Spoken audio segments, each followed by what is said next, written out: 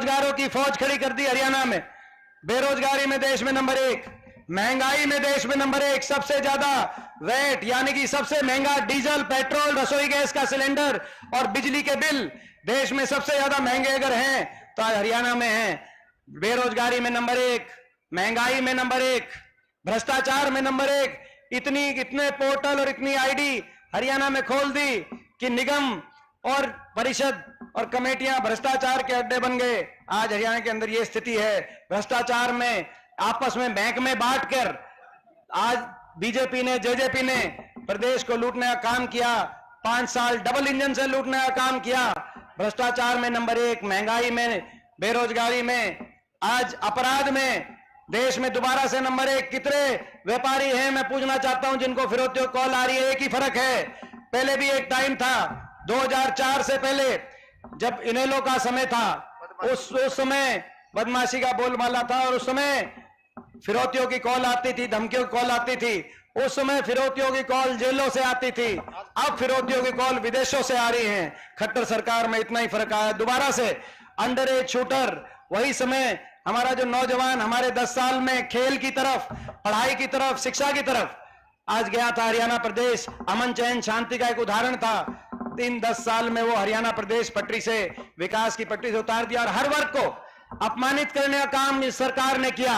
ऐसी सरकार जो बेरोजगारी, महंगाई, भ्रष्टाचार में ही प्रदेश नंबर 1 नहीं, सत्ता के अहंकार में, सरकारी अहंकार में भी देश में नहीं। तो इतना अहंकार ना हो तो 10 साल में क्या कोई मुख्यमंत्री को एक हल्के में 1 दिन का टाइम मिले? मैं समझता हूं कि अहंकार, ऐसा अहंकार कि कोई वर्ग नहीं छोड़ा।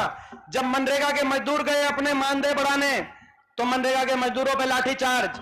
जब कर्मचारी गए ओल्ड पेंशन स्कीम के लिए तो कर्मचारियों पे लाठीचार्ज। जब पीटीआई गए बहाल होने तो पीटीआई पे लाठीचार्ज। जब ग्रामीण सफाई कर्मचारी, चौकीदार गए तो उन पे लाठीचार्ज। जब किसान ने आंदोलन किया तो 750 किसानों की जान चली गई और इस सरकार के किसी प्रतिनिधि के मुख से एक शब्द सहानुभूति का भी नहीं आया। वो कौन लोग थे 750? वो कौन से परिवार थे? एक हरियाणा के, हमारे इलाके के गांव में उन परिवारों से जाके आप मिलो, उनके आंसू आपको आप पूछते हुए अगर बात करोगे तो उनको दुख होगा कि सरकार की तरफ से ये कह सकते थे हम मांग नहीं मानेंगे आपकी, लेकिन सहानुभूति के 2 शब्द कह सकते थे। जब हमारी बेटियों ने न्याय मांगा, जब हमारे खिलाड़ियों ने न्याय मांगा दिल्ली की सड़कों पे, तो उन बेटियों को घसीटने का काम अगर किया दिल्ली की सड़कों पे, क्या कसूर था उन बेटियों का? उन्होंने तो यही कहा था कि हमें न्याय चाहिए। आज दिल्ली पुलिस ने उनके कहने से एफआईआर भी नहीं चढ़ाई। सुप्रीम कोर्ट के कहने से एफआईआर हुई तो दिल्ली पुलिस ने अभी कहा कि भाई जो वो बेटियां है, हर मौके पर जो आरोपी भाई बीजेपी के सांसद थे वो उनके साथ दुर्व्यवहार हर मौके पे करते थे। ऐसे में उस समय उनका एफआईआर ना होना, दिल्ली की सड़कों पे उन बेटियों को घसीटना, क्या कसूर था उन बेटियों का? उनका क्या कसूर था? मैं आपसे पूछना चाहता हूं। ये तो वो देश है जहां अपने दुश्मन की बहन बेटी की इज्जत को भी अपनी इज्जत माना जाता है। ये वो देश है जहां बहन बेटी की इज्जत पे कुरुक्षेत्र में महाभारत हुआ। यहां पर उन बेटियों को ऐसा क्या कसूर था कि उन बेटियों को न्याय नहीं मिला? ये सत्ता का अहंकार। क्या केवल भाजपा के सांसद हैं तो उनको छूट होनी चाहिए कि उनको कानून से वो ऊपर हो गए?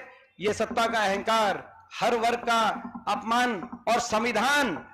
आज हम बाबा साहब को भी याद करते हैं क्योंकि बाबा साहब की कल जयंती है।